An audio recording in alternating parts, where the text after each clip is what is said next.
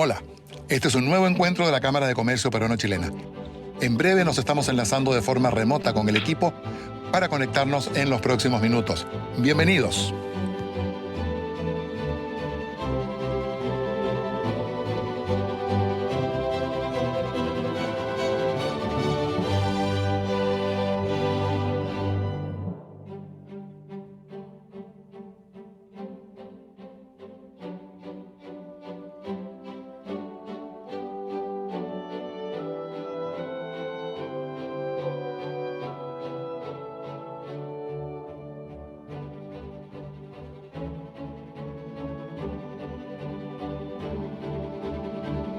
En breve nos estamos enlazando de forma remota con el equipo para conectarnos en los próximos minutos.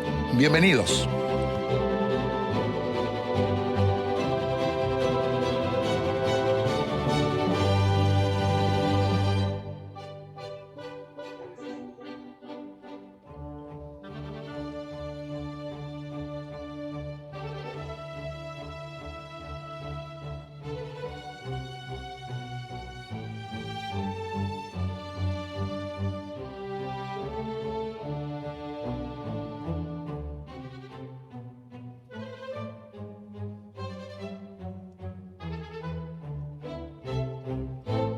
En breve nos estamos enlazando de forma remota con el equipo para conectarnos en los próximos minutos.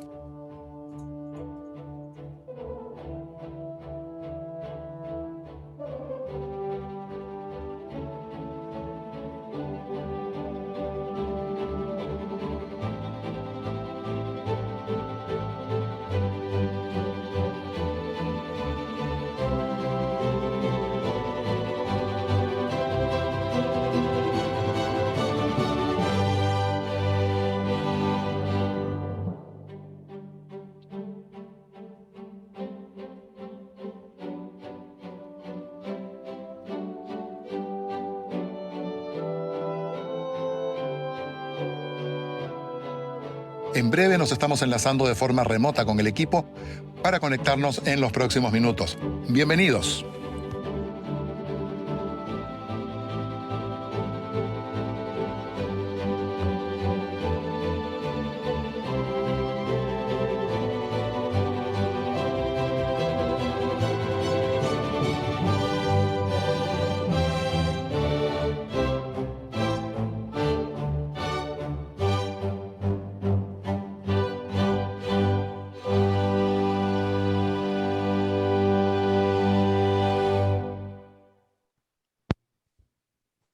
¿Cómo están todos? Muy buenas tardes. Por acá les habla Mariela González, gerente general de la Cámara de Comercio Peruano-Chilena. Nuestra Cámara les da a todos la más cordial bienvenida este jueves 27 de mayo a nuestro After Office Escenario Político y Económico. Vamos a analizar un poco qué es lo que depara o qué análisis se pueden hacer respecto desde la visión económica del Perú y cómo estaría afectando el escenario político al cual enfrentamos. Les cuento que esta actividad cuenta con el auspicio de nuestro socio Matica. Matica es un Financial Business Partner con más de 15 años de experiencia que hace de un emprendimiento o pyme una empresa más inteligente, ofreciendo una solución integral de gestión y administración, haciendo más fáciles, eficientes y transparentes los procesos complejos. Bienvenido a Matica entonces. Además, nos acompaña otro gran socio, un socio 2021 de la Cámara de Comercio Peruano-Chilena. La empresa es EISA, Electroindustrial Solutions. Es una empresa con más de 15 años en el mercado, orientada a dar soluciones integrales en las especialidades de eléctrica, instrumentación y automatización. Atiende a empresas importantes de los sectores minero, petrolero, industrial y construcción, demostrando seriedad, eficiencia y eficacia. Bienvenido a ISA y muy agradecidos por su presencia esta tarde. Quiero contarles que el expositor del día de hoy es don Jorge González Izquierdo. Él es Master of Arts en Economía por la Universidad de Chicago, Estados Unidos, magíster en Economía por la Universidad Católica de Chile y licenciado en Economía por la Universidad del Pacífico. Tiene experiencia como docente en los niveles pregrado y posgrado a cargo de cursos en economía, política económica, macroeconomía y teoría monetaria. Es autor de diversos libros en las áreas de su especialización. Actualmente es profesor principal del Departamento Académico de Economía y la Escuela de Posgrado de la Universidad del Pacífico.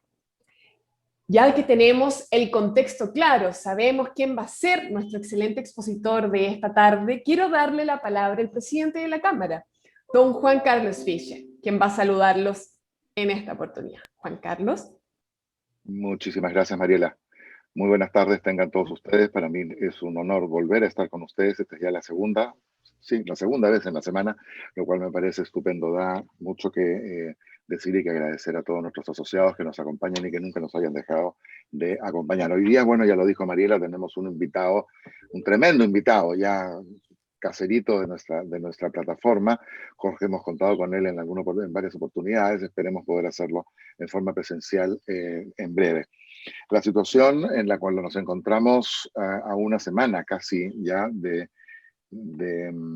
una de las elecciones quizás históricamente hablando más importantes o más trascendentes en el Perú, debido evidentemente a su polarización. Esto no puede deslindarse de un tema económico, no puede porque definitivamente el viraje que pueda dar la elección para un lado o por el otro definitivamente podría cambiar el escenario del Perú para siempre.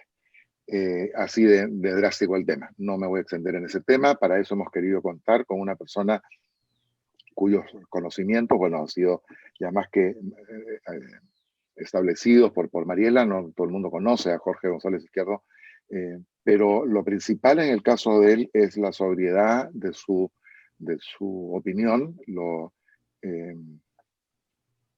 perfectamente acorde con la circunstancia, y eso es importante hoy día. Tenemos que ser ecuánimes, ¿no? Lo que no siempre nos pasa, ¿no? A veces uno se deja dominar por cosas que no se deben dejar dominar, sentimientos que son desde el punto de vista humano. Pero en este minuto estamos ante una disyuntiva donde hay que tomar decisiones, y las decisiones se tienen que tomar en base a información. Y mientras más información uno tenga, más fácil le va a ser tomar la decisión adecuada. Y qué mejor para eso que poder contar con un profesional de la categoría de Jorge González Izquierdo, con quien los dejo en este minuto. Jorge, bienvenido, muy buenas tardes nuevamente. Un placer tenerte por aquí y tienes todo el micrófono para ti. Buenas tardes, muchas gracias Juan Carlos, muchas gracias Mariela por haberme invitado a participar con ustedes unos minutos de conversación sobre un tema pues que de verdad está preocupando primero a muchísima gente, y en segundo lugar se avecina ya un hecho que, como bien lo dijo Juan Carlos, podría cambiar radicalmente el futuro de nuestro querido país, el Perú, ¿no? Quiero contarles que ayer, por ejemplo, me llamó de Chile, de Santiago de Chile, una periodista del Diario Financiero de Chile. Y lo que quería saber era si lo que íbamos a enfrentar el domingo 6 de junio era similar a lo que ya habíamos enfrentado en veces pasadas, sobre todo con el señor Humala. Y yo le dije claramente que desde mi punto de vista lo que vamos a enfrentar, la disyuntiva que vamos a enfrentar este domingo 6, era radicalmente diferente a lo que habíamos enfrentado en décadas acá en nuestro país. Y con respecto a la elección del señor Humala le dije que no. Y cuando ella me pregunta, ¿y por qué usted es tan tajante? Porque le dije, acá se están presentando no dos candidatos, sino dos opciones. Una opción que es continuar con este sistema económico que se llama economía de mercado y a realizarle en el tiempo, ¿no? Algunas mejoras importantes. Pero por el otro lado, lo que se está presentando es un sistema económico radicalmente diferente, le dije, señorita, radicalmente diferente, ¿no? Un sistema económico que ya se ha probado en algunos países y no dio resultado. Y acá en el Perú hubo algunos intentos que se acercaron a ese sistema económico que se quiere instaurar acá. Y la señorita, la periodista, me dijo, pero ¿me podría usted dar algo que fundamente lo que usted me está diciendo? Yo le dije, sí. Mire, le digo, voy a trabajar, le dije, con cifras del Fondo Monetario Internacional para que allá cuando usted publique esto no vayan a pensar que son cifras del Perú, que pueden estar amañadas, ¿no? Del FMI, le dije. Según el FMI, en los años 80, 1980, 1989, o sea, la década del 80. ¿Saben cuánto creció, le dije, el Perú? Promedio anual creció 0.7% promedio anual, ni siquiera 1% al año, menos. Y esta década fue una década en que se probaron dos tipos de políticas. Una política socialista, ¿no?, inspirada en el modelo en esa época de Yugoslavia, del general Velasco Alvarado y los líderes militares que lo siguieron. Y también agarró parte de el gobierno de regreso a la democracia del señor Belaúnde y sobre todo los 5 años del gobierno del señor Alan García. Entonces, en esa década, le dije, probamos dos regímenes económicos, dos sistemas económicos, uno socialista y el otro populista. Los dos en esos 10 años, los 80. Y producto de eso es que la economía en promedio creció 0.7% al año. Imagínense, le dije, ni siquiera 1. Luego, en los 90, entra el señor Fujimori para la hiperinflación y instrumenta las bases y las reformas para crear un sistema de economía de mercado inspirado en el consenso de Washington, que inspiró a casi muchos países de Latinoamérica. Y durante 10 años, los 90, se aplicó ese esquema. Profundas reformas estructurales, estabilización, mercado, inversión privada, apertura de los mercados al mundo, en fin. ¿Y saben cuánto creció? Le dije, el Perú ahí, en promedio, 3.2% promedio anual. Compare con el 0.7%. Y luego vino la década de los 2000, del 2000 al 2009. Ahí la economía peruana creció un promedio de 5.0% al año, 5%, imagínense. Y luego viene la década ahorita, del 2010 al 2019, en que la economía peruana creció 4.5% en promedio. Entonces, cuando se probó una política económica de corte socialista o populista, al Perú le fue mal en términos económicos, no creció ni 1%. Pero cuando se pasó a experimentar con un sistema económico de mercado, ahí es que el Perú comienza a hacer esto. Y le voy a dar otro dato, le dije, también del Fondo Monetario Internacional. Si comparo el PBI per cápita, el ingreso per cápita del año 90, cuando empiezan las reformas y el sistema de mercado en el Perú, con el año 2019, antes de la pandemia, ¿saben cuánto creció? Le dije, el PBI per cápita. 415%. 415%. Y en la década anterior, de los 80, donde se experimentó con el modelo socialista y el modelo populista, ¿saben cuánto creció en total el ingreso per cápita? 9%, 9. Compare usted con el 415% que después creció el ingreso per cápita. Entonces, con eso creo yo que le di suficiente información para que se convenza de que lo que vamos a vivir el domingo 6 es una cosa radicalmente distinta a lo que hemos vivido en décadas pasadas acá en el Perú. Quería contarles esto como un aperitivo de lo que vamos a conversar ahora. Miren, en Latinoamérica se le llama la década dorada. 2003-2013. 2003-2013, ¿no? La década dorada. ¿Por qué? Porque en esos 10 años el precio de las materias primas se fueron no al cielo, sino encima del cielo. El precio del cobre, del oro, la plata, el molibdeno, el hierro, la harina de pescado, en fin, encima del cielo. Y se mantuvo por un buen tiempo ahí.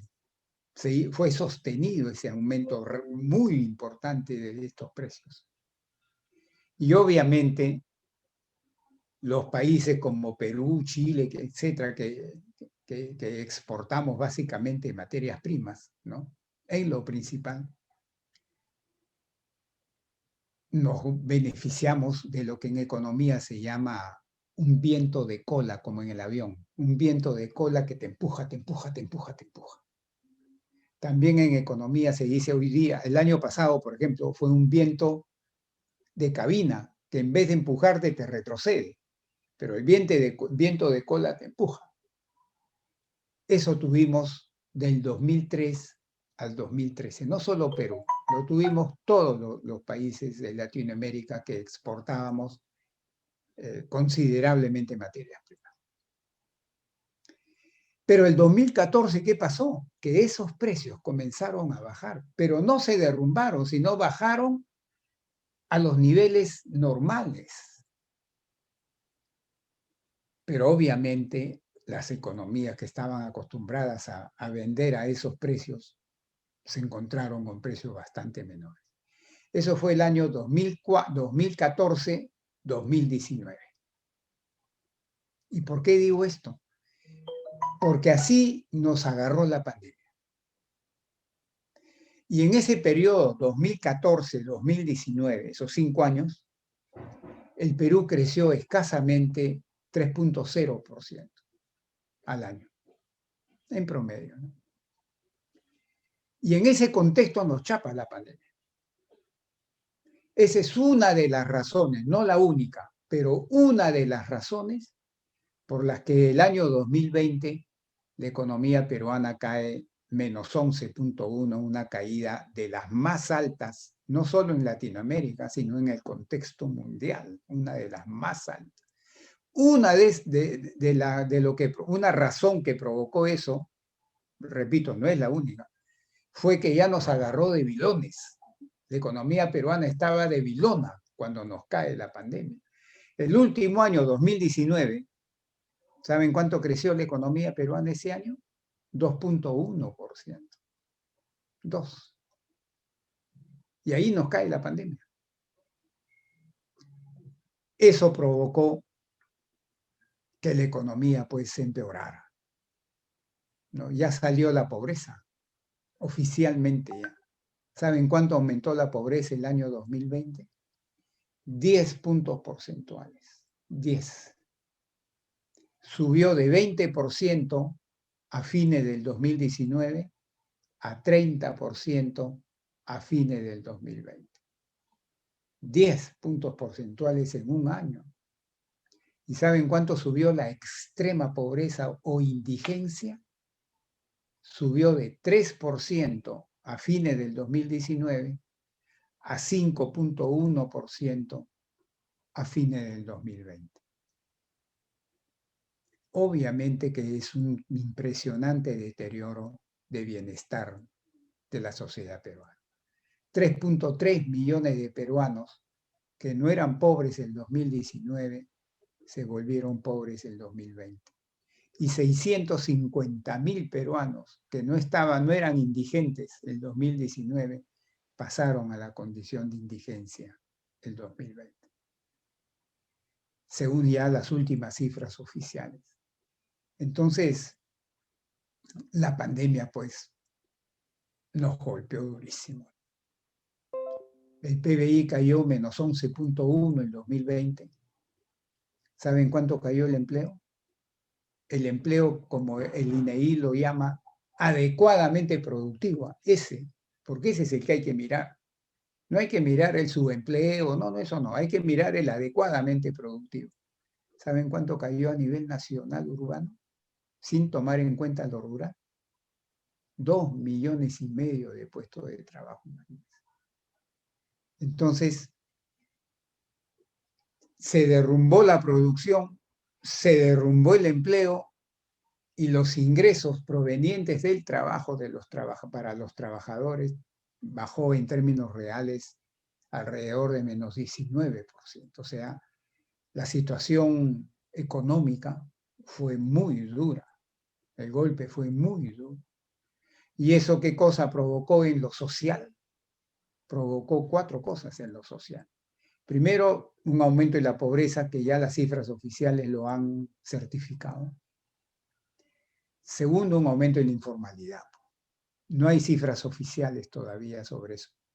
Pero obviamente que la informalidad laboral y empresarial ha aumentado. La laboral, según el INEI, el 2019, era 72% de la fuerza laboral total. Yo creo que ahora debemos estar 75, 76 como mínimo. Y la informalidad empresarial estaba alrededor de 80%. Yo creo que ahora es mayor también esa cifra, en unos 4 o 5 puntos porcentuales. El tercer efecto que produjo, no hay mediciones oficiales todavía, hay extraoficiales hechas por el sector privado. En la Universidad del Pacífico se ha hecho una. Es que la sociedad peruana se ha vuelto más desigual.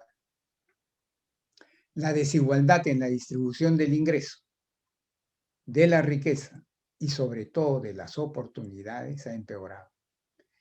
En la desigualdad de la distribución del ingreso hemos regresado al año 2010, según un estudio de la Universidad del Pacífico. O sea, hemos regresado 10 años atrás, medido por el coeficiente Gini, 10 años atrás. No hay estimados sobre la riqueza y sobre las oportunidades, es algo cualitativo, no cuantitativo. Y el cuarto efecto negativo en la sociedad peruana fue un aumento que lo estamos viendo todos los días, un aumento pues muy fuerte de la violencia. La sociedad peruana se ha vuelto más violenta y de la delincuencia por consiguiente. Eso nos produjo la pandemia el año 2020. Y así nos recibe el 2021. Y eso es lo que va a recibir el que gane la elección el 6 de junio del 2021. Ese es el país que va a recibir.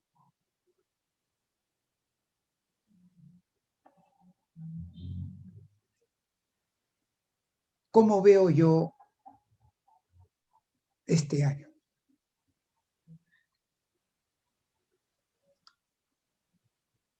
Yo creo que lo que suceda el año 2021 va a depender de los siguientes factores. Primero, un factor netamente económico y después un factor netamente político. En el factor económico hay que entender esto. No puede haber recuperación de una economía sea la peruana, la chilena, la norteamericana, cualquier economía europea, si es que la pandemia sigue vivito y coleando. Porque si la pandemia sigue vivito y coleando, condiciona a la economía. La condiciona, porque los gobiernos se ven obligados a tomar medidas de corte restrictiva, pues, de diferente naturaleza y de diferente intensidad. La economía no está normal. Mientras la pandemia esté viva, la economía no está normal. Eso hay que entenderlo. La única forma, para mí, sea quien sea el gobierno que se instaure el 28 de julio, la única forma de que la economía pueda hacer esto, en el caso peruano, que crezca alto y en forma sostenida, no así como ahora, que depende de cuánto rebrota la pandemia y ahí ajustan, mejor un poco y ahí abren la mano, vuelve a rebrotar la pandemia y vuelven a ajustar, para no seguir en ese plan. La única forma de que la economía haga esto en forma sostenida es que la pandemia se vaya del horizonte económico del Perú. ¿Y cómo se puede ir la pandemia? Sí se puede ir. Vacunando a por lo menos 25 millones de peruanos. Oye, González Izquierdo, ¿y de dónde te has sacado esa cifra tú? ¿Por qué no son 10 millones? ¿Por qué no son 15? ¿Por qué no son 20? ¿De dónde es el 25? Porque a nivel internacional se dice que si tú logras vacunar entre el 75 al 85% de tu población, alcanzas lo que se llama la inmunidad de rebaño. Y alcanzando la inmunidad de rebaño, la ciencia médica dice, es como si tú le dijeras a la pandemia, chao. Entonces, si la economía peruana quiere tener un horizonte de reactivación sostenida en el tiempo, tiene que sacar a la pandemia de ese horizonte. Y la única forma de sacar a la pandemia de ese horizonte es alcanzando la inmunidad de rebaño. ¿Y cómo alcanzo la inmunidad de rebaño? Vacunando a por lo menos 25 millones de peruanos. En los planes de gobierno de los dos candidatos, eso me ha gustado, como primer punto ponen esto, la vacuna a todos. Y los dos coinciden que antes de diciembre los mayores de 18 años van a estar vacunados en el Perú. Los dos coinciden en eso. Con lo cual han entendido que si no sacas a la pandemia del horizonte económico, la economía no va a estar tranquila.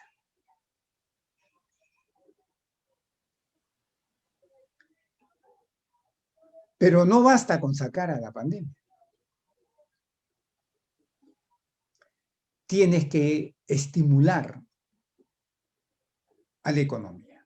Miren, la economía peruana con la pandemia ha pasado por 3 etapas. 3. Una etapa de emergencia que para mí corrió desde el 16 de marzo del año pasado, cuando sí, el gobierno del señor Vizcarra instaura las medidas bravas, esas que nos puso cuarentena total, en fin. Se va del 16 de marzo, toda la segunda quincena de marzo, todo abril y la primera quincena de mayo. 2 meses en la que la economía peruana estuvo cerrada. Las fronteras internas y externas cerradas. El distanciamiento social, etc. En esa etapa la economía peruana estuvo en emergencia. Porque, por ejemplo, en abril, ¿saben cuánto se cayó la producción en abril? Solo en abril.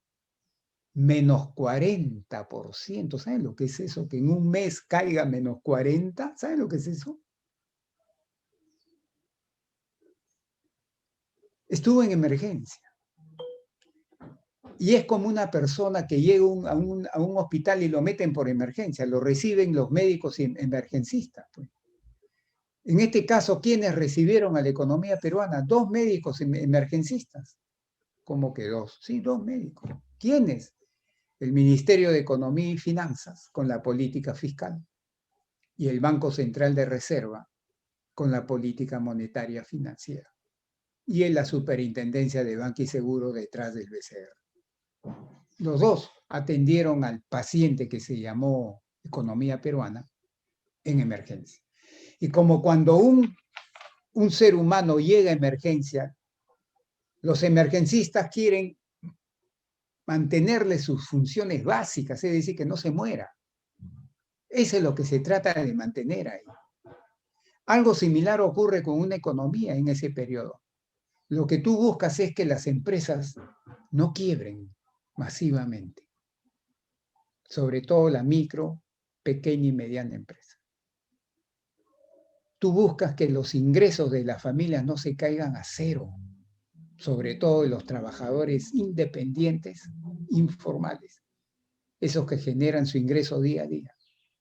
Y tercero, tú no quieres que el sistema financiero colapse, porque en el momento en que se corte el crédito, se acabó todo. Entonces, en este estado de emergencia, lo que tú tienes que dar es medidas para evitar que las empresas quiebren, para evitar que los ingresos de las personas o de las familias se vayan a cero y evitar que el sistema financiero colapse. Y si miran ustedes lo que ha hecho no solo el Perú, sino el mundo, ahí es donde te dan los bonos a las familias, ahí es donde te dieron, en el caso peruano, el subsidio a la planilla hasta un máximo de remuneración, salió el Reactiva 1, Reactiva 2, etc. Estuvo orientada a dar un tratamiento de emergencia. Mucha gente acá cree que esas medidas eran de reactivación. También equivocado. Esas medidas lo que buscaban era relief, era ayudar a que las empresas y las familias sufran menos.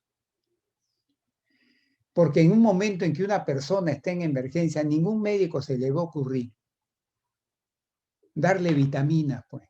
No es el momento de estimularlo, pues. Se le da después, cuando pasa sala a recuperarse. Pero en emergencia no piensas tú en sacar políticas para estimular la economía, para reactivar la economía. No, es que ese no es el momento. Las medidas que se tomaron ahí fueron medidas para que buscaban el relief de empresas y de familias, no de estímulo.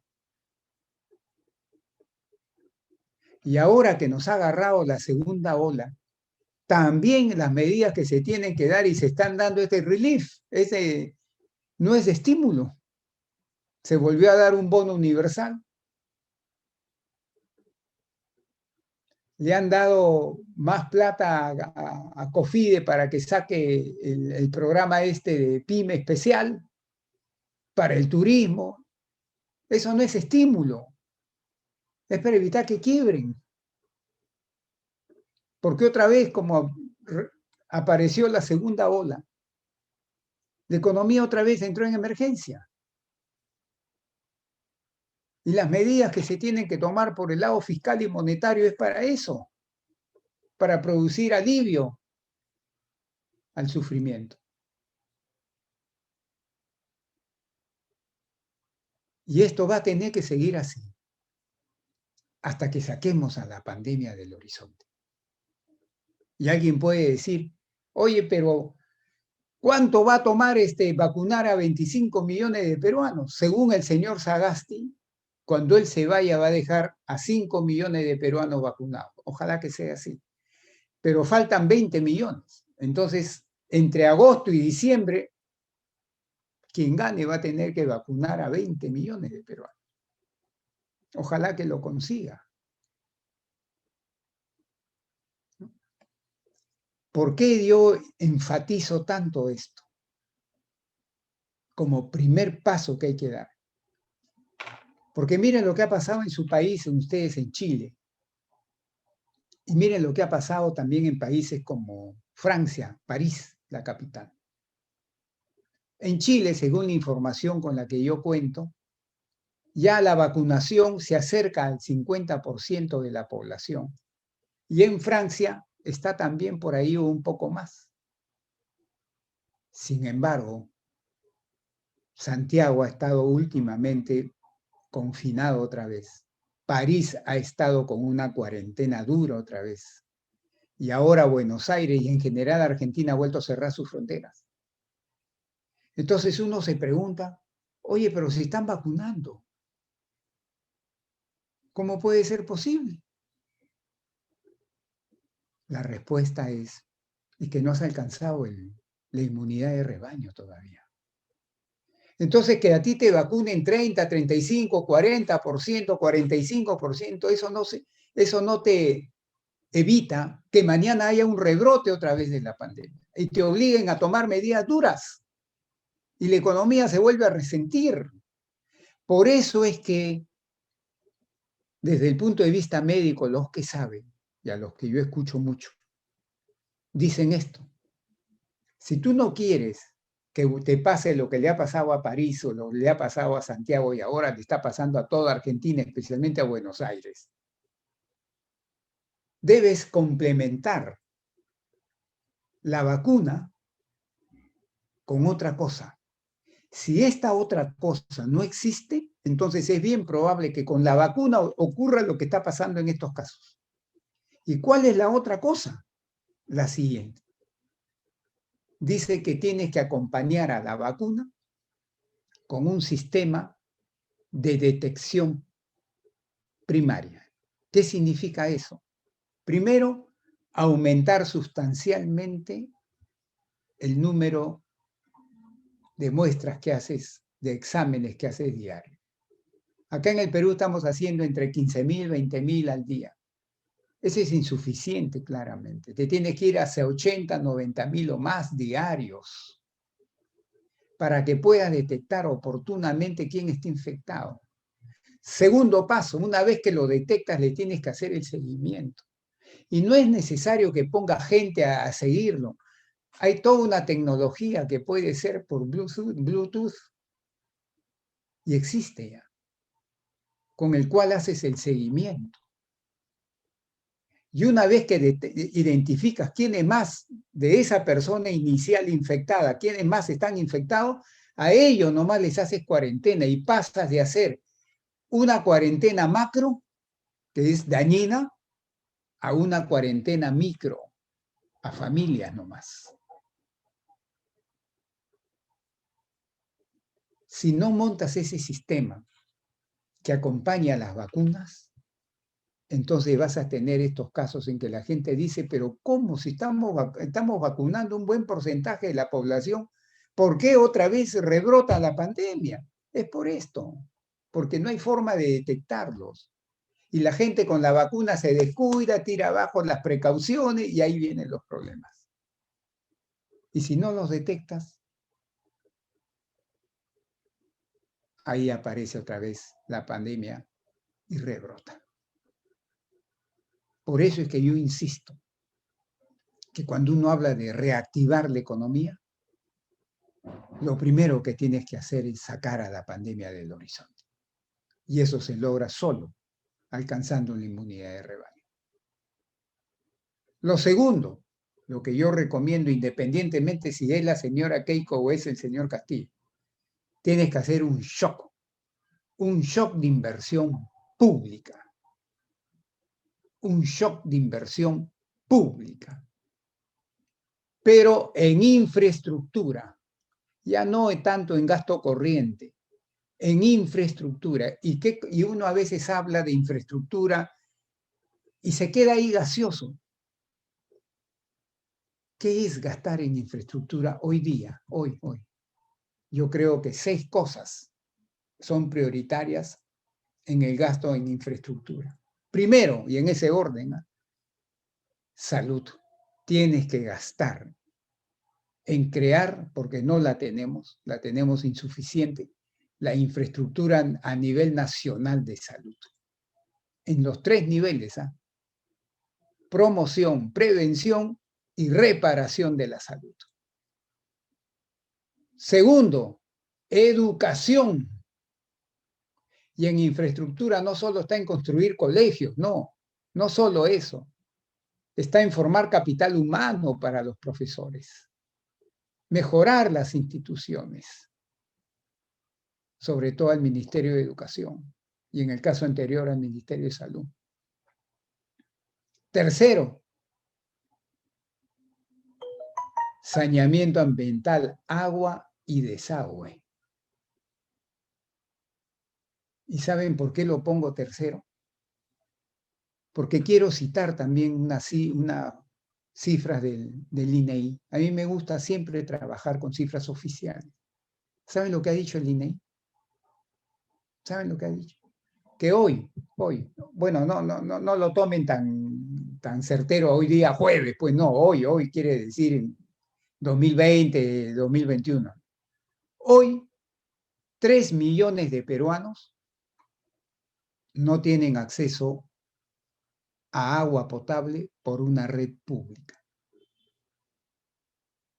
Y 8 millones de peruanos no tienen acceso a desagüe por una red pública.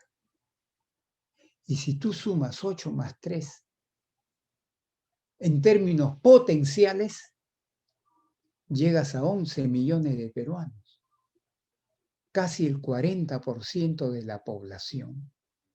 Hoy, siglo XXI, año 2021, o no tiene acceso a agua potable de red pública, o no tiene acceso a desagüe de red pública. Algo tan básico. Casi el 40% de la población peruana. Esas son cifras, esas son realidades que mucha gente no conoce. Por eso lo pongo en tercer lugar. Yo. Eso se tiene que acabar así, ve. Ya, y rápido. En cuarto lugar, vías de comunicación también. Falta mucho por hacer en el Perú.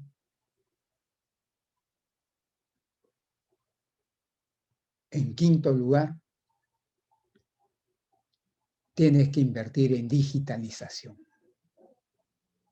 Porque si no, los adelantos de la cuarta revolución industrial, que es la inteligencia artificial, la automatización de procesos, la robotización y en general la digitalización, no va a poder ser absorbida por las empresas peruanas si no has creado el entorno que te permite hacer eso. Tienes que invertir en esa infraestructura.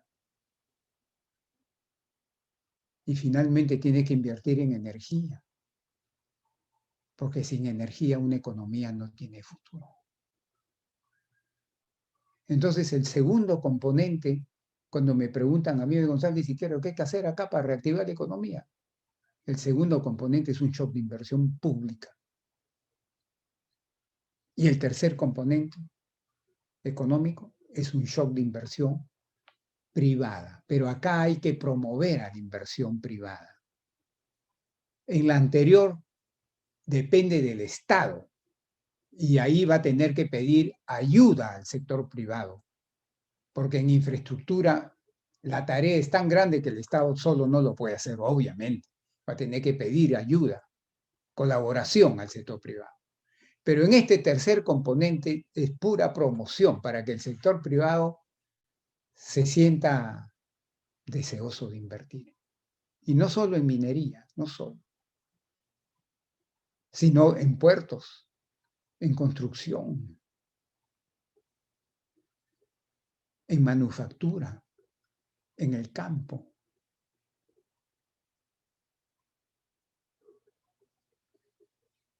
Yo creo que con un gobierno del señor Castillo, este tercer componente va a estar a mal traer, el del promover un shock de inversión privada. A mal traer va a estar, por las políticas que está anunciando. A mal traer va a estar este tercer componente. Y eso es en el bloque puramente económico. Y en el bloque político, yo creo que quien quiera que gane el domingo 6, si no construye un respaldo en el Congreso, ese gobierno se va a ver obligado a tomar medidas bien extremas, entre ellas la de cerrar el Congreso, si es que no logra construir un respaldo a su gobierno en el Congreso.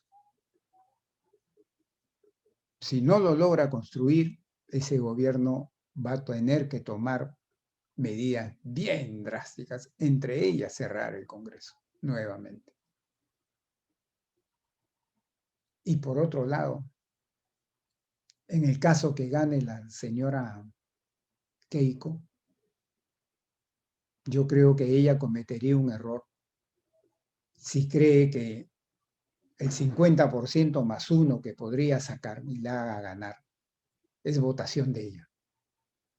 No, yo creo que la gran mayoría de votos no van a ser por ella, van a ser contra Castillo, van a ser contra el régimen comunista que se quiere instaurar acá.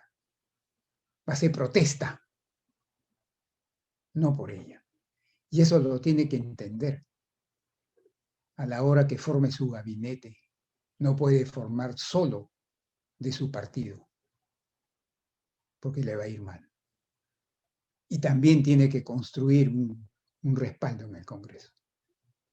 Porque si no lo hace, que si cree que más de la mitad de la población votó por ella, va a estar bien equivocada y lo puede pagar bien caro. La mayoría de sus votos no son por ella, son contra el señor Castillo. Y eso lo tiene que interpretar ella, para que a la hora que haga su política nacional, considere ese factor y no comete el error de lo anterior, que solamente quiere gobernar con su partido nomás, porque no lo va a poder hacer. Ni la van a dejar hacer.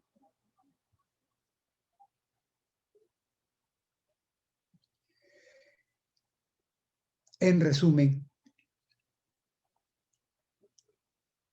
no se espera, pues, momentos muy difíciles. La incertidumbre hoy día es muy grande. Y no solamente viene de las elecciones, no. Viene también de cuándo se acaba la segunda ola. Ya hoy día el gobierno ha dicho que el estado de emergencia se va hasta el 30 de junio.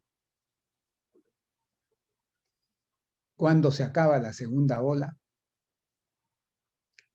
Y segundo, también va a depender, ¿no?, de cómo va el proceso de vacunación hasta llegar a la inmunidad de rebaño.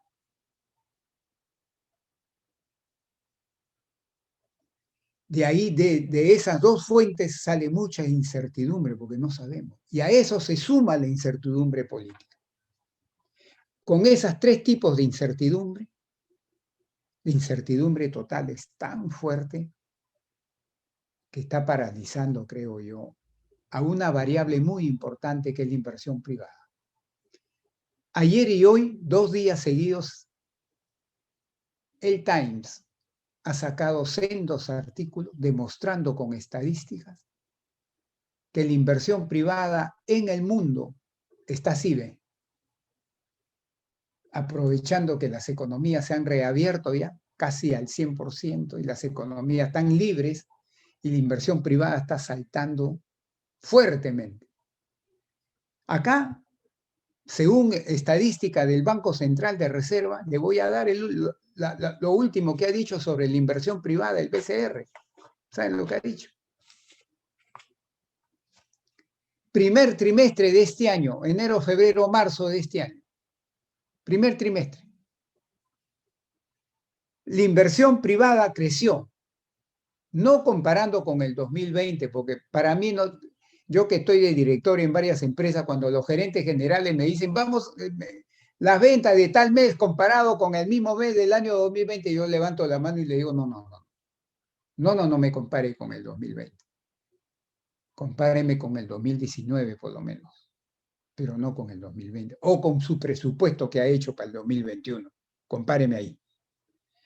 Algo también similar se aplica acá. Y el mismo BCR lo ha hecho. La inversión privada con respecto al 2019, primer trimestre del 2021 versus primer trimestre del 2019 creció 17%, un buen crecimiento. Ahí se está reflejando lo que dice el Times. Ahí se está reflejando lo que dice el Times, parcialmente, porque parte de ese 17% de crecimiento son esos 3 grandes proyectos mineros que vienen del 2018. Y ustedes saben muy bien que un proyecto grande minero que una vez que empieza y es bien difícil pararlo. ¿No? 17%.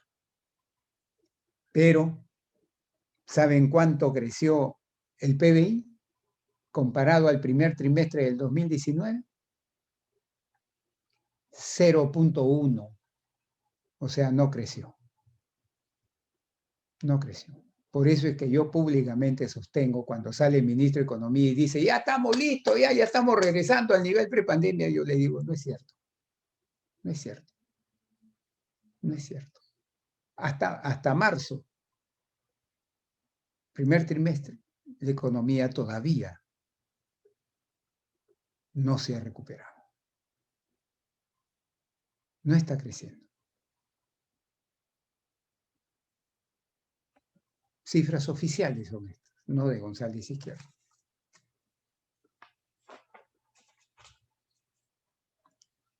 En ese sentido, la incertidumbre en el segundo trimestre sí creo que va a golpear y ahí se va a mostrar ya en las estadísticas de la inversión privada. Si la inversión privada creciendo 17 puntos, la economía creció 0.1, o sea, 0, imagínense cuando la inversión privada baje más todavía su crecimiento. Y esta incertidumbre, hoy día, por ejemplo, me llaman y me dicen, el dólar. Ustedes saben que ayer llegó a 3.85. Y a mediados de hoy día, de la mañana, llegó a 3.89. Sin embargo, cerró en 3.85. Entonces me preguntan y me dicen, a ver, explica a González Izquierdo, ¿qué está pasando con el precio del dólar? Yo le digo, es consecuencia de esta incertidumbre que estamos conversando. ¿Saben qué nombre le he puesto yo? Un nombre que se usa mucho en economía. Le he puesto el efecto Castillo. Pedro Castillo. Ese es lo que está produciendo, está influyendo fuertemente en el comportamiento del precio del dólar. ¿Cuándo empezó a subir el precio del dólar? El viernes pasado. Y comenzó a subir fuerte, fuerte, lunes, martes, miércoles.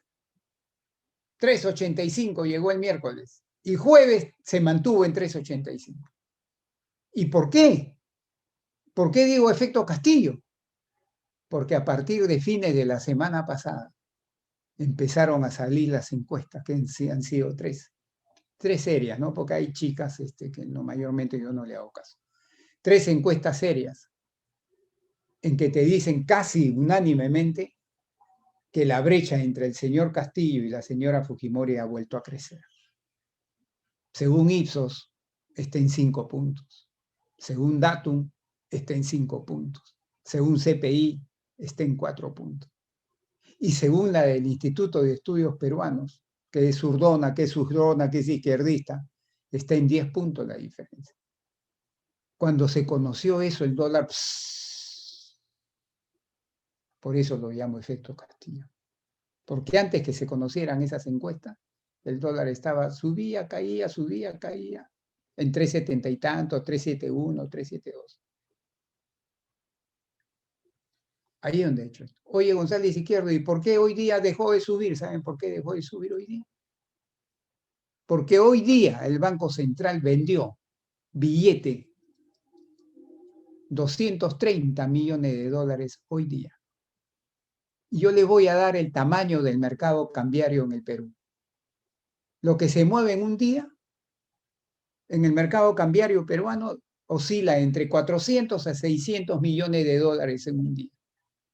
¿Tú sabes lo que es que el Banco Central le meta 230 millones en un día? Lo mueve por completo, pues. Lo mueve por completo. Y si sumamos lo que ha estado interviniendo desde el lunes, ¿sabes cuántos millones de dólares le ha metido al mercado cambiario? 700 millones de dólares. 700. Si no hubiera hecho eso, el dólar estaría más arriba.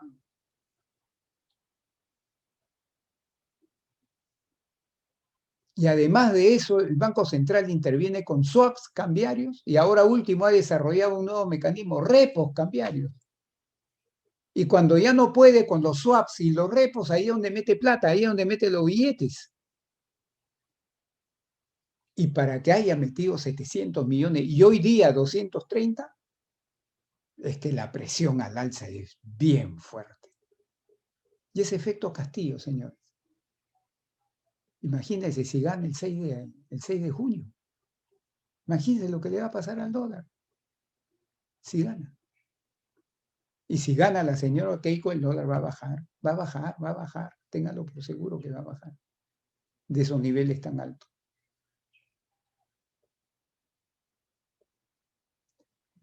Ese es el efecto Castillo que está gobernando el tipo de cambio. Pero sin embargo, miren, el efecto Castillo no se manifiesta en la bolsa.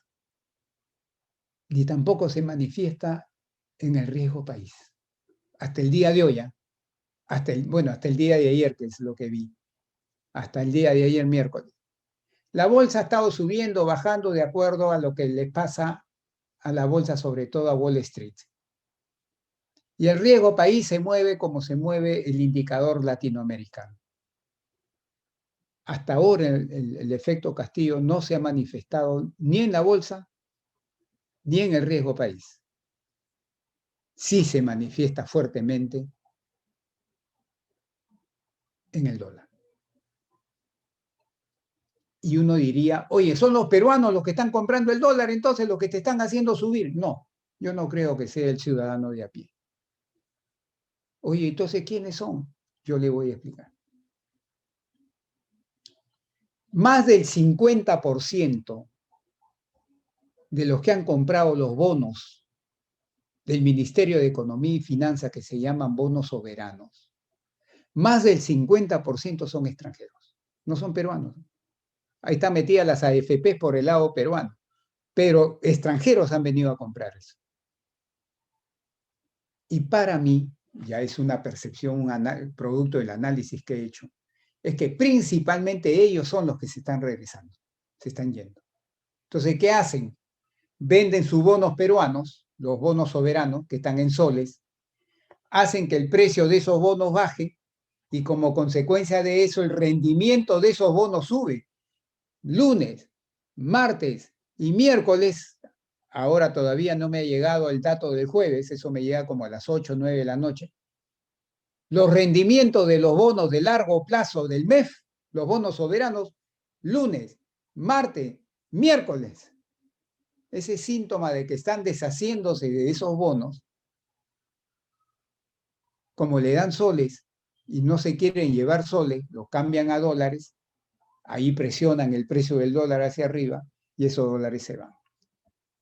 Entonces son inversionistas financieros, principalmente, no totalmente, pero principalmente extranjeros.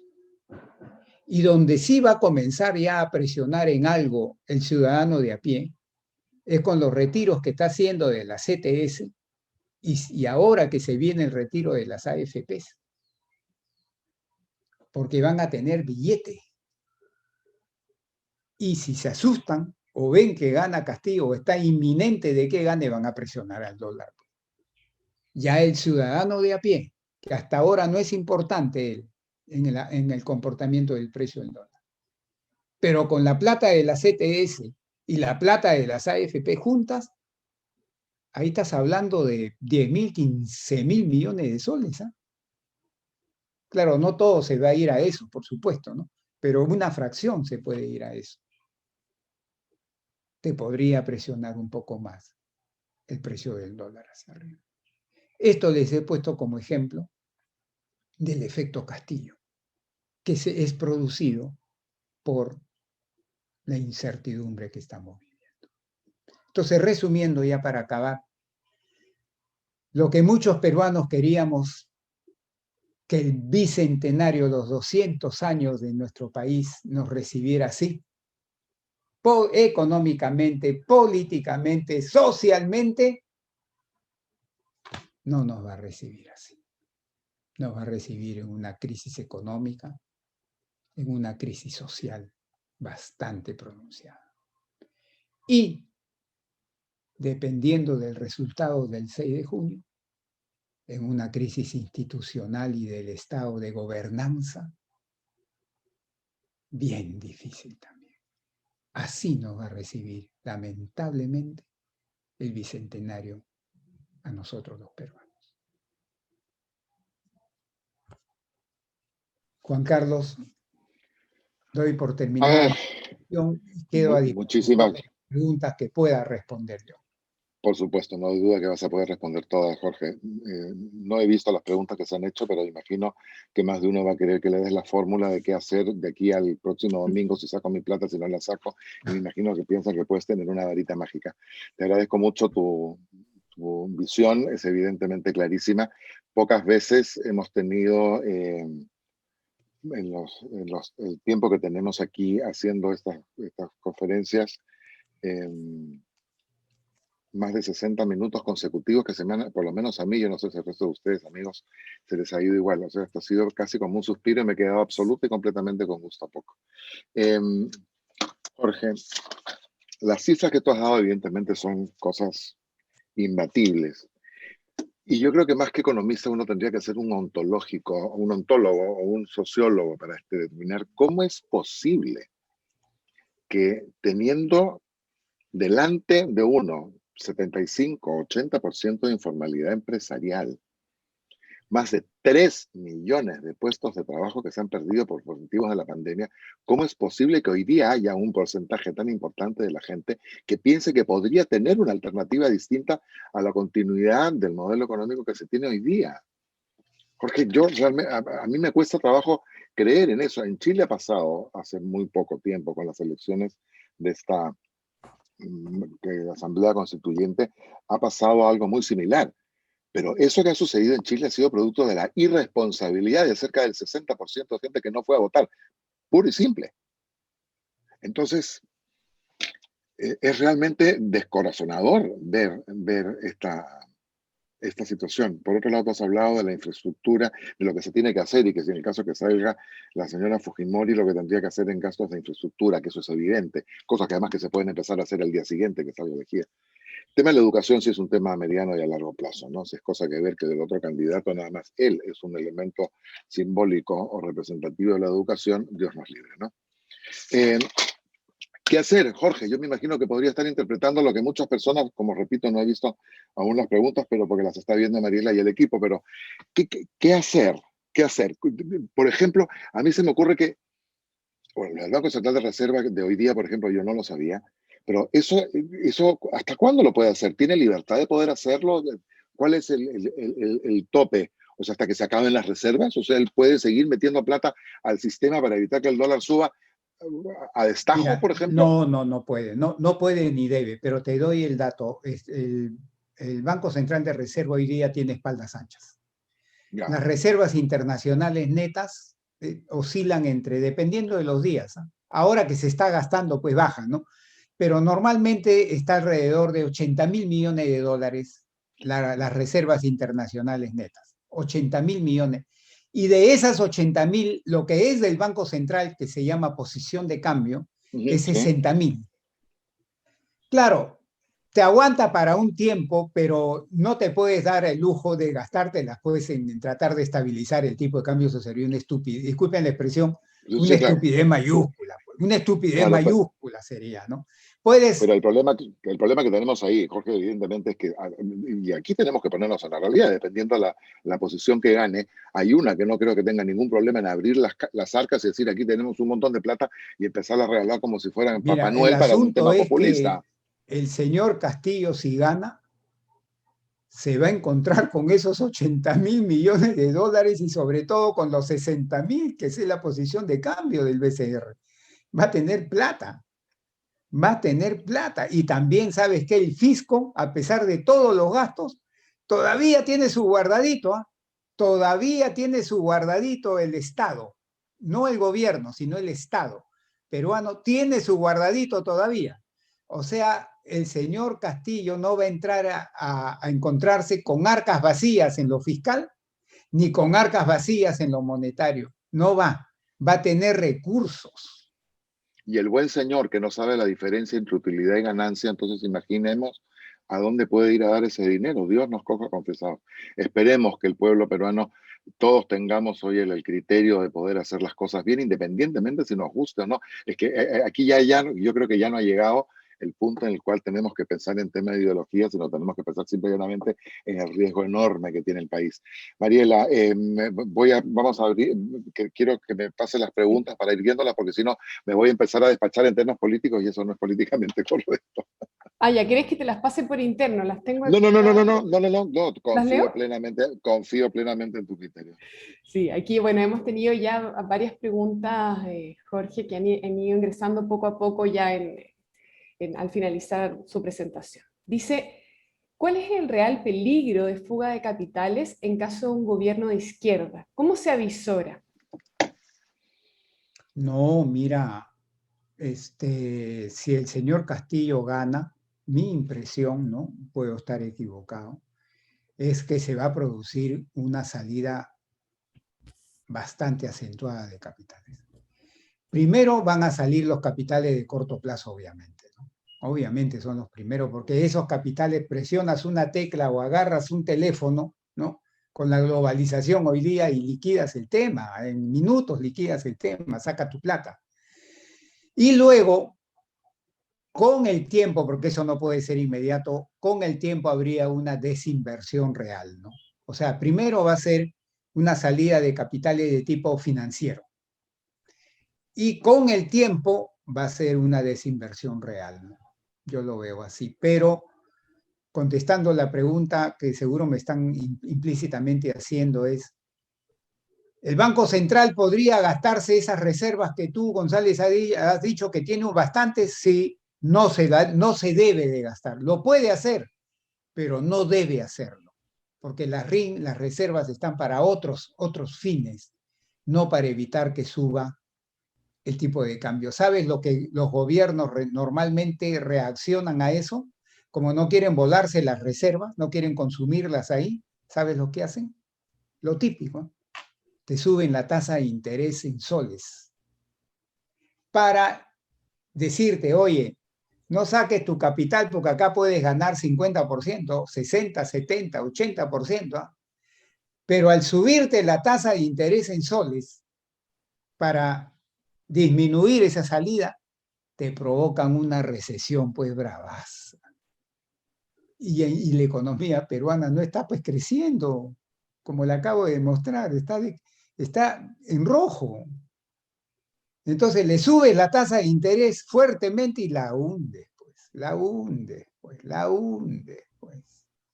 Entonces, si los capitales se quieren ir, se van a ir y poco es lo que se puede hacer para eso.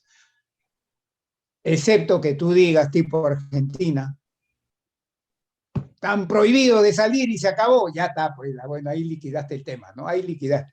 Pero si no llegas a ese extremo, con mecanismo de mercado, es poco lo que puedes hacer. Bueno, no nos olvidemos en todo caso que el señor Castillo tiene muy buenos profesores en ese sentido. Entonces, hoy que en realidad tampoco es el señor Castillo, y lo tenemos claro, Jorge, ¿no? Acá él es básicamente es una persona que está dirigida. ¿Sabes? La información que yo tengo es que hay un economista peruano, marxista, que enseña en una universidad de esas chiquitas de Nueva York. Es profesor en una universidad de Nueva York, pero esas chiquitas, ¿no? Y que allá, viviendo en Estados Unidos, pues profesa el marxismo, ¿no? Esos son típicos, esos son una maravilla. Viven del imperio, viven del imperio. Claro, gozando del bienestar de Estados Unidos, profesa el marxismo, enseña el marxismo, y sería uno de las personas que traería el señor Castillo si es que gana, ¿no? Bueno, tendríamos entonces, vamos a hacer un movimiento, yo creo que por aquí, para lograr, si es que sale la señora Fujimori, de tener a Jorge González Izquierdo sentado en el Ministerio de Economía. Creo que eso Oh, no no, no, sería... no, no, yo ya No, fui, no. Juan Carlos, yo fui 3 años ministro de Sí, yo Estado, lo ya no sé, regreso, pero ni de vaina regreso. yo pienso que debería. O No, finalmente, no no. sé, que nos recomiendas a uno y hacemos exactamente lo que tú dices que tenemos que hacer. Pero efectivamente, que un profesor de economía de una universidad chica en Estados Unidos tenga ese tipo de vida no sorprende. No sé si han visto a una congresista electa por la izquierda que ha estado hablando y vociferando como una berraca, que las desigualdades, etcétera, etcétera, y sin embargo se fue a vacunar en Miami sentada en primera clase en LAN. Entonces, no te rías, que es cierto, la señora Sigrid Bazán con nombre y apellido, porque además Sí, eso se lo sí, publicado en sí. los medios. O sea, de espanto, pues. Mariela, acabo de ver una pregunta bastante, ahora que me he Controversial. metido a este chat. Yo no sé, A Jorge, ver, yo creo hazla que, tú, hazla tú. sí, yo creo que la vamos a hacer igual, porque creo que sí es importante que la gente sepa. Dice el señor David Neira Sumaeta, dice, doctor Jorge González, dígame, ¿quién o quiénes son los culpables probables de estar en este escenario de incertidumbre política? ¿El Estado o el sistema capitalista? A través de los últimos 30 años, considerando que el Perú practica una democracia liberal de economía de mercado. Gracias. Mira, lo quiero contestar así, ¿no?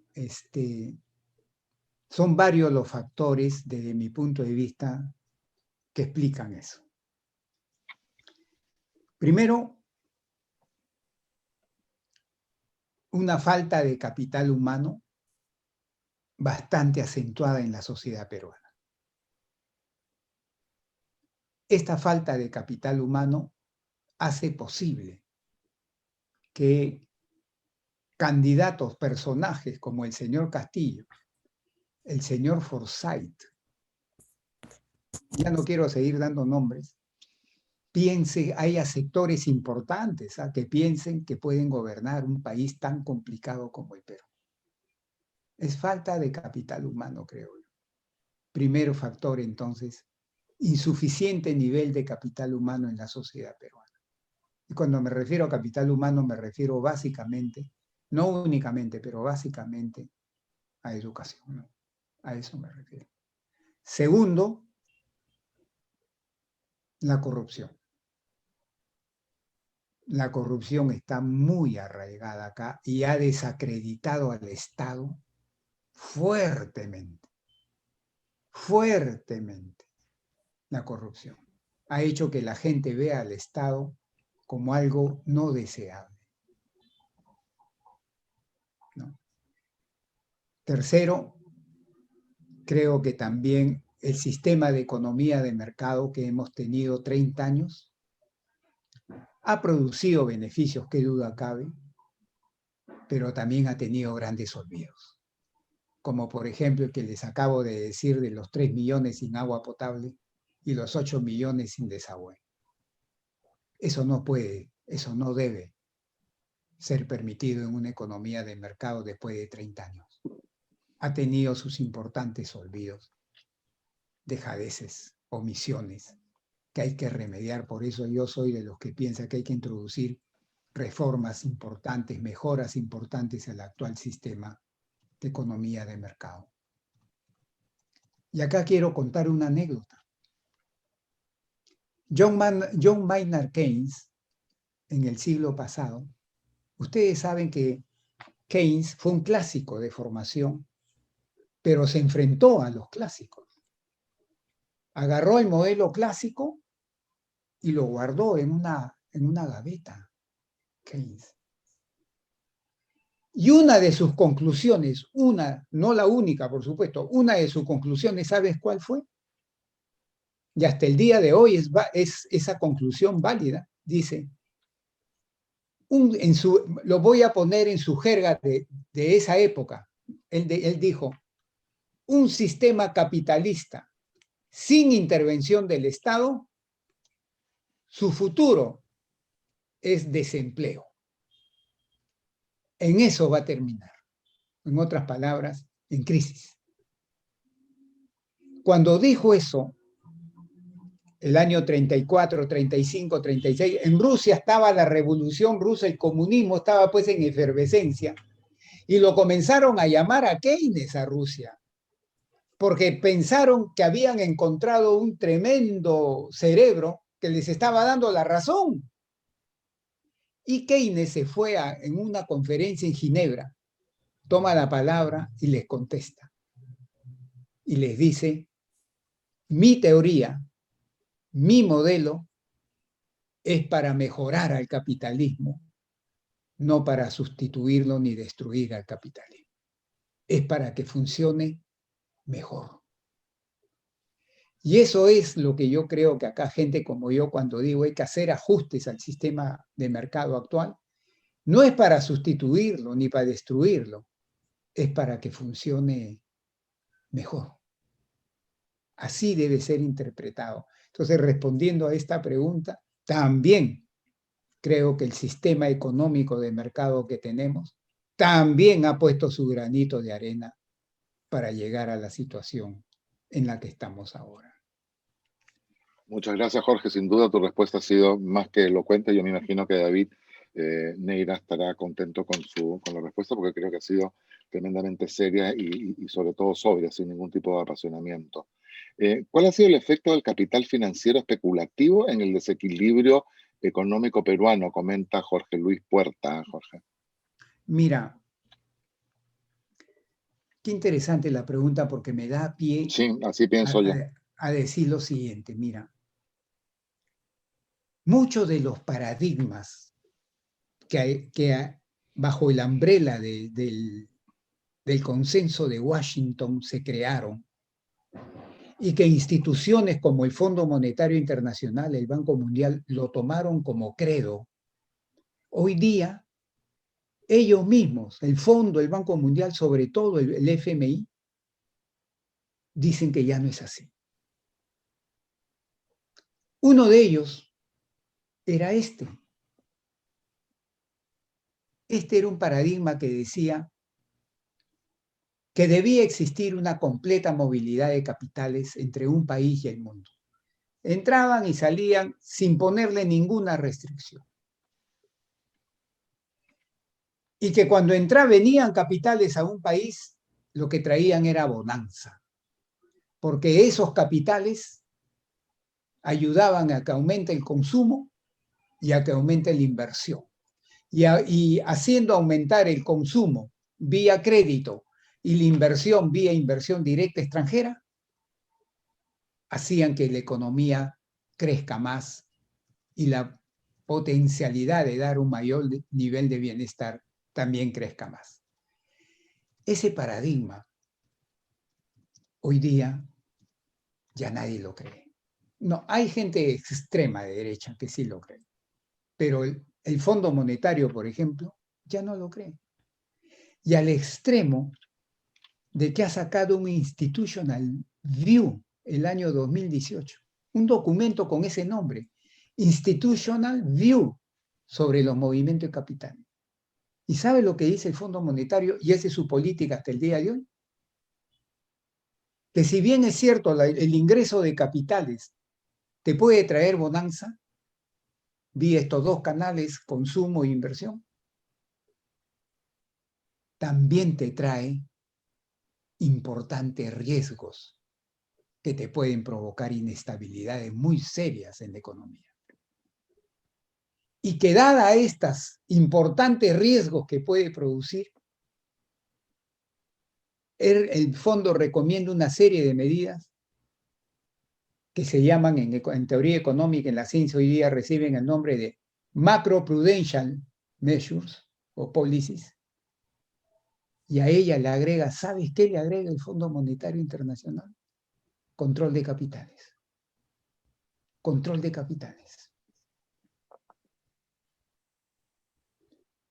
Entonces, yo no creo que haya un solo país ahora que permite la libre venida y la libre salida de capitales. No creo. El Fondo Monetario no lo recomienda tampoco. Bien, Y es ahí cierto, está contestado. Perdón. perdón, y es cierto No, no, no.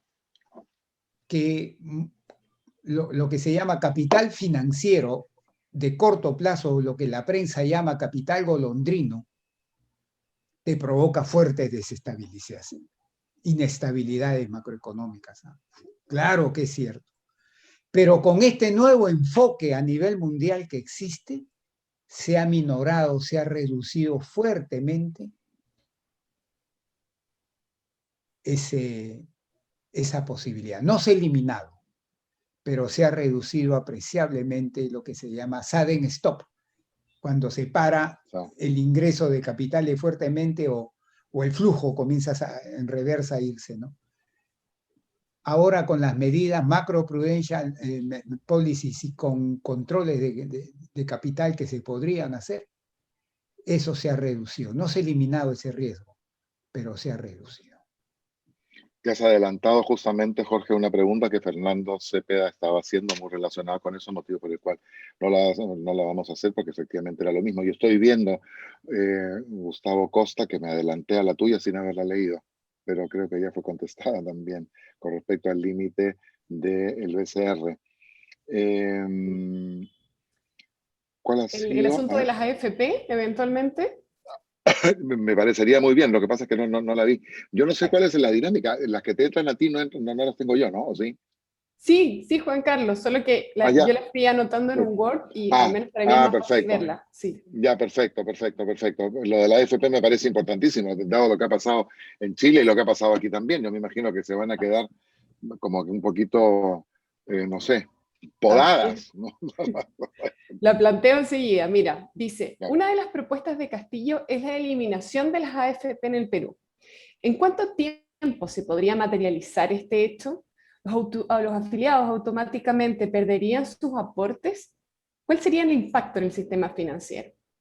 Mira, hoy día lo ha vuelto a decir, hoy día lo ha vuelto a repetir. Y él dice que va a eliminar el sistema privado de pensiones progresivamente, ha dicho. Pero no ha dicho en cuánto tiempo es el progresivamente. No ha dicho eso. Pero yo creo que sería pues un gravísimo error. ¿Sabes por qué? Porque ahí hay un montón de cosas que tendrías que resolver. Ha dicho, voy a eliminar ese sistema progresivamente y voy a crear un banco de trabajadores. Tampoco ha dicho cómo va a funcionar ese banco, pero yo asumo, es un supuesto mío que puedo estar tranquilamente equivocado, de que él sabe que si agarra los ahorros con nombre que uno tiene en el sistema privado y los quiere llevar a la olla común del sistema público de pensiones, la ONP, va a provocar que la gente le salga a la calle masivamente, porque te están robando tus ahorros que están a tu nombre, pues. Entonces yo pienso que para evitar eso quiere crear un banco de trabajadores en donde te puede pasar eso que está a tu nombre, te puede pasar a este banco de trabajadores y seguir todavía tu nombre, pero sabe Dios con qué tasa de interés, con qué condiciones, vaya usted a saber. Pienso, porque él siempre dice, voy a eliminar el sistema de AFP y voy a crear el banco de trabajadores. Para mí es que estaría pensando sacar las cuentas de ahorro con nombre del sistema privado de pensiones de las AFP y abrirlas, digamos, en este nuevo banco de trabajadores. Ahora bien, ¿eso está bueno, está mal? Me parece mal, pues, porque te están quitando un principio básico de economía que es la libertad de elegir. Free to choose, la libertad que tienes de elegir. No, ahí te están obligando a ir a un banco de trabajadores y yo le puedo decir, señor Castillo, yo no quiero ir ahí, pues. Yo me quiero ir pues al Interbank o me quiero ir pues al Scotiabank, ¿por qué usted me va a obligar a ir ahí? Si es mi plata, es mi esfuerzo, es mi trabajo. ¿No? Entonces esa solución que él estaría pensando dar sería también una solución ineficiente, ¿no? Muy ineficiente, Dios mío. Ojalá que no se produzca, ¿no? Ojalá. Jorge, para terminar, y terminando con una pregunta de Donald Chirinos con respecto a las AFPs en cuanto a la eliminación. Él dice, en cuanto a la eliminación de las AFPs, para eso necesita una ley. Sí, No tiene mayoría en el Congreso, entonces, ¿cómo lo haría? no, yo creo que no sabe cuándo ha dicho eso, no ha tomado en cuenta eso. Ok. Sí, no ha Bueno, tomado en cuenta de que va a necesitar una ley y tiene que pasar por el Congreso. Y también quiero agarrarme también justo con este argumento de una propuesta de Keiko Fujimori, que ha dicho que quiere agarrar del canon el 40% y dárselo a la población. Eso también es ley. Vas a tener que cambiar la ley del canon y eso también va a tener que pasar por el Congreso. Y si el Congreso no te acepta, pues quedó pues en el aire, en una quimera, ¿no? Claro, Entonces, lo que sucede que el robo, una nacionalización, perdón, no tiene definitivamente el efecto popular que puede tener el hecho de entregar 40% del canon directamente a las personas que están involucradas. claro. En ese sentido, a nivel populismo, a nivel populista, digamos, o de aceptación popular, es evidente que esa medida podría tener una aceptación mucho mayor. Bueno, nos hemos pasado como media hora esto y la verdad, Jorge, que nos hemos quedado, creo yo, y a juzgar por el número de participantes, nos hemos quedado todos con gusto a poco. Yo desde ya te quiero comprometer, Mariela te va a llamar en su minuto, te quiero comprometer a una mesa redonda post elecciones, para que ya no abusar de tu generosidad en exposición, sino simplemente compartir con varias personas cuya opinión es válida y es importante y trascendente para poder comentar qué es lo que pasó el día, o qué vaya a pasar el día 6 de junio. Te agradezco infinito la gentileza que has tenido de estar con nosotros. Para nosotros siempre ha sido y será un placer tenerte juntos, y a veces que logramos pues entre medio hacer presión para que aceptes algún puesto en el No, Estado. eso está totalmente Es que descartado, ese no es el puede problema, haber. ese es el problema, ese es el problema. Tú ya lo has mencionado hace un minuto. Los profesionales de primer nivel son los que se tienen que comprometer. Ahora, en el caso tuyo ya lo has hecho. Vimos también además cuáles son las consecuencias de esto, el desgaste, el estar expuesto innecesariamente a un maltrato, como siempre, pero alguien tiene que correrse el riesgo. A mí no me han llamado, o sea, si me llaman, no, aquí va a ser muy difícil que pueda hacer algo teniendo la nacionalidad de donde tengo, no obstante, soy peruano igual. Pero, ¿se imaginan ustedes un congresista que ha nacido en Chile en el Congreso? Creo que no. Eso es poco probable que se pueda dar aquí en el Perú. Jorge, tus últimas palabras para despedirnos. No solamente la fe es lo último que se debe perder, amigos. Vamos con fe al 6 de junio y esperemos que, mira, según la última encuesta de CPI, los indecisos todavía son el 16%. Ese es un factor importante. Y segundo, un estudio que ha presentado Ipsos dice esto, que los votos del extranjero suman 4 puntos porcentuales.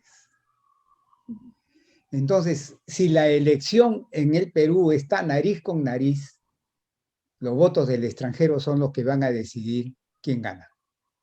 Porque Claro. son 4 puntos porcentuales según un estudio que presentó Ipsos hace la semana pasada.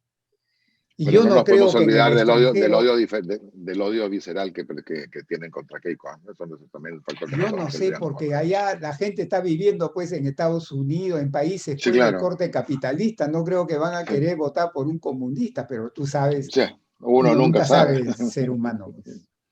Se habló en su minuto de inclusive repente que iban a hacen impedir. clase en la universidad pequeña. Sí, pues. De repente son profesores de la universidad pequeña, ¿no? Ah, De de la esa calaña. universidad esa pequeña de Nueva York. Claro, sí, pues, Bueno, Jorge, un no millón de gracias sabemos. nuevamente a todos ustedes, nuevamente muy agradecidos por habernos acompañado esta tarde. Nos estamos viendo la próxima semana. Ya les ha llegado por interno las actividades que tenemos. Y nada, un abrazo fraternal desde aquí, desde Lima, a la gente que se ha conectado de Chile, de Colombia, México, Canadá. Hoy día no nos acompañó nadie de Canadá, el martes sí. Y nada, que estemos todos muy bien. Un gran abrazo y nuevamente, Jorge, muchísimas gracias por... No, un abrazo fraterno a todos ustedes, que Dios nos bendiga. Gracias. Igualmente, Jorge, que te vaya muy bien. Gracias, Mariela. Gracias, señores. Que tengan muy buen fin y resto de semana. Agradecidos de nuestro expositor y esta excelente exposición y ponencia de esta tarde. Sigan pendientes de nuestras redes sociales, la Cámara de Comercio Peruano-Chilena. Siempre activos y conectando Perú y Chile.